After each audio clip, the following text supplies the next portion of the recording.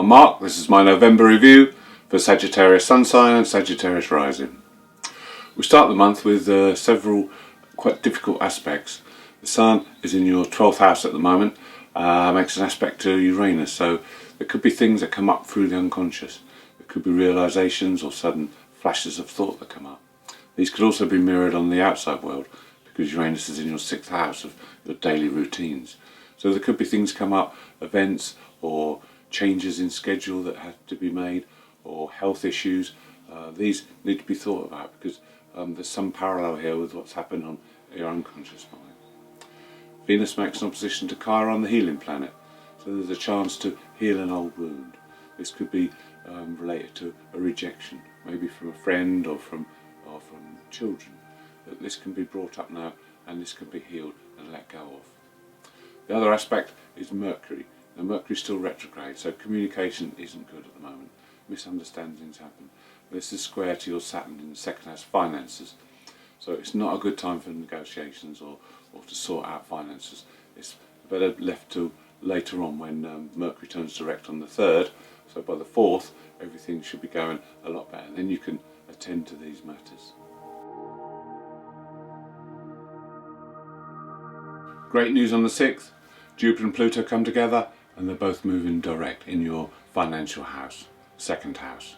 So now is the time you can put energy into this.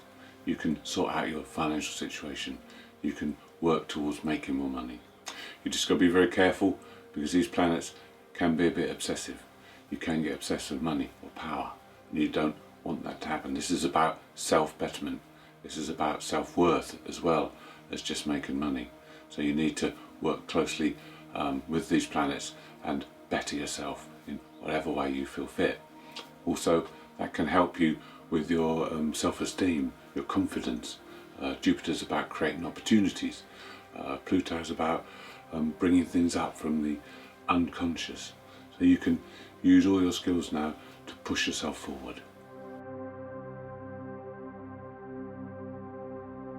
On the 9th is a good day for love. Venus opposes Mars. If you're in a relationship, this can be great. If you're in an unhappy relationship, then it can cause conflict. If you're not in a relationship, Venus in the 11th house opposes Mars in the 5th house of love affairs, so you could strike up a relationship with someone you already know, a friend or an associate.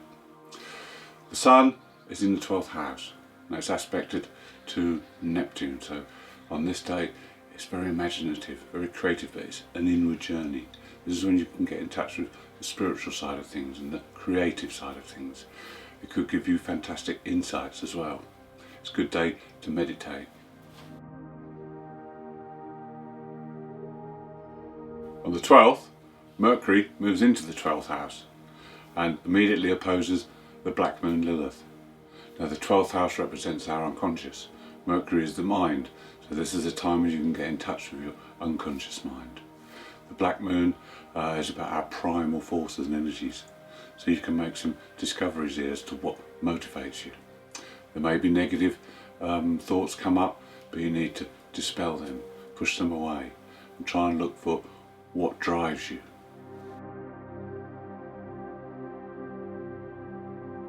On Friday the 13th, some people say it's an unlucky day, but for you it's going to be quite fortunate because Mars turns direct in your fellow fire sign of Aries. Now it's been retrograde for some time, so the energy's been working inwardly. Now it's going direct, you can push forward again with your plans. This is great news. Also, Venus on that day makes an aspect to the nodes, and this is very fortunate because Venus is in your 11th house of goals and dreams and ideals, and the nodes are across your relationship houses. So this is a time when you can get people on board, you can network with people. People can help you to achieve these aims and goals, and there may be clues on this day that point you in the right direction. The weekend of the 14th and 15th is going to be a great weekend. You're going to be relaxed, chilled out. It's a good time for planning and thinking about the future. The Sun is in your 12th house, so you may be a little bit more withdrawn than normal. You may not want to be going out, but it's still a good time to spend with friends. It's a good time to spend with your partner as well. It's a very loving weekend. Also, Jupiter, your ruler, is aspected by the Sun in your 2nd house, of finances. So it's a good time to plan. It's also a new moon on the 15th, so again it's a good time to sow seeds for the future, because in a week's time the sun moves into your sign of Sagittarius, and then things will really start to move. So this weekend it's good to probably reflect, as it's coming up to your birthday soon. It's the end of your year, so it's a good time to reflect on what you've been doing over the last year, how you've moved forward, how you've used opportunities, or what are your successes, what have you failed at some things. Think about all these things, because you need to put new plans into action, because resolutions and plans you make on your birthday are much more likely to stick than they are on the 1st of January, because that's not your birthday. This is the start of your year. This is your first of the year. This is the time when you can look back at the past, plan for the future. On the 17th, it will be hard to plan anything, because Mercury in your 12th house opposes Uranus in the 6th. So this is a day when there'll be disruptions to your daily routines. It'll be hard to focus and concentrate on things. Mercury in the 12th in this position opposing Uranus will be like a stimulant on your brain and on your unconscious. So you'll find it almost impossible to concentrate. Things will be going around in your mind. It may be good if you can bring insights forward from the unconscious. This could be good, but on a mundane level it's going to be a crazy day where you just will struggle to get anything done. It's not a good day to make any decisions, and you need to be careful what you say on this day, because you Sagittarians can be a bit blunt sometimes, and so you need to be more tactful. You need to be very careful what you say, because you may regret it the next day. So stave off any important decisions or anything that you have to concentrate on, because the next day, the 18th, things calm down. You'll be more orderly, your mind will settle down again, and you can get on and do the things that you should have done on the 17th.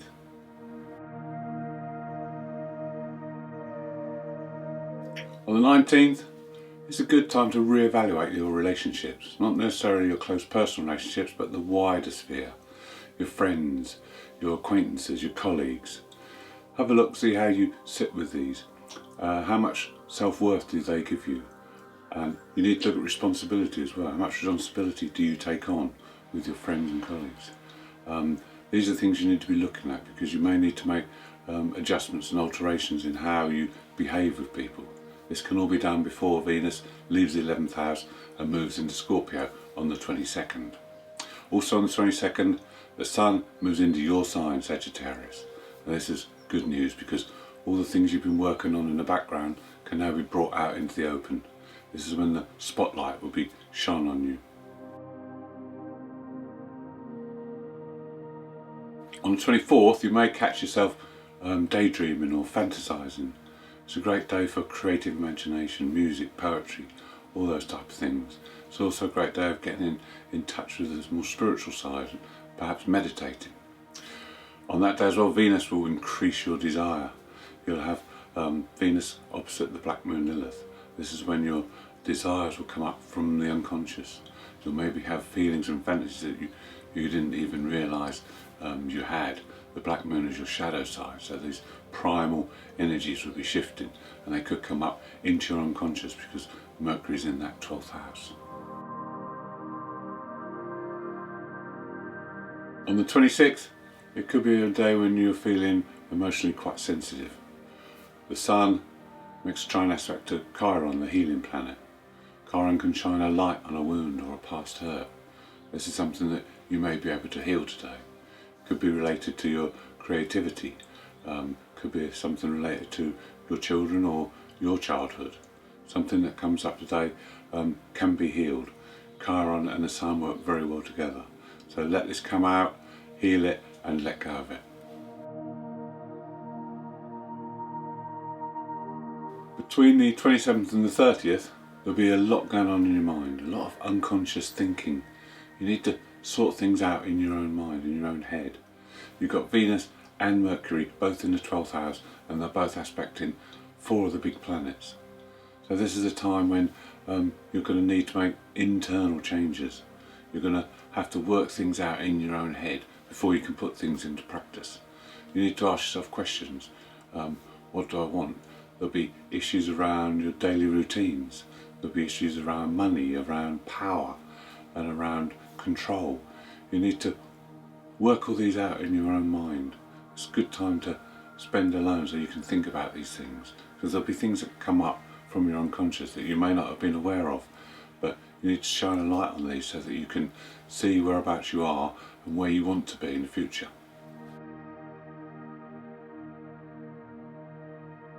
On the last day of November there is a full moon and lunar eclipse across Sagittarius and Gemini. So those of you born between the 27th of November and the 3rd of December will feel this very acutely. And those of you with a rising sign between 5 and 11 degrees will also feel it very acutely. The full moon is a time to look at things. It's a time to examine things, your relationships. You may see people in a different light. You may be pulled in two directions. Your needs versus the needs of others. These are all things that may come up. Now, if things do come up, it's because you haven't been on the right track. If you're on the right track, this could be a fantastic day. This could be a day when you reap the benefits of past actions. Full moon is about culmination, harvesting. So you need to see what happens on this day and see where you are. Are you going down the right path?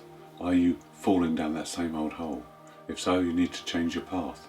If you're on the right path, you'll feel energized, you'll feel vibrant, you'll feel fantastic. Full moon is also about reaping the harvest of your past actions. Thank you for watching. Hope you enjoyed the video. If you'd like to see more, please subscribe. If you'd like to leave me a comment, I'll be glad to hear from you. And happy birthday to all you Sagittarians born in November.